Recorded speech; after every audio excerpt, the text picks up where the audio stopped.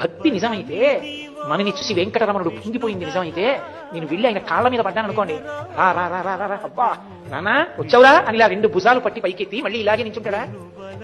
కూర్చుంటాడా? కూర్చోదా అని భంగిమ మారుతుందా మారదా? ఇలా దా కూర్చో అన్నప్పుడు చేయి మారిపోయిందా? కూర్చో అని కూర్చోబెట్టుకుంటే నేను అక్కడ కూర్చుంటానా? ఇలా దగ్గరగా జరిగి స్వామి దగ్గరికి వెళ్ళి ఆ పాదాలు చూసి శంకరుడు చెప్పారు ఈ రహస్యం శివానంద లహరిలో. పొంగిపోయి ఆ పాదాలని చూసి ఈశ్వర అబ్బా ఒక్కసారి ముట్టుకోవద్దండి అంటే ఆయన చూసి నవ్వి అన్నాడు అనుకోండి, గృహీత్వా హస్తాభ్యాం అలా పైన పట్టుకుని ఇలా అరిచేతులు ఇలా పెడితే ఆయన సంతోషించి ఎత్తి పెట్టాలి ఆ చేతుల మీద పాదాలు.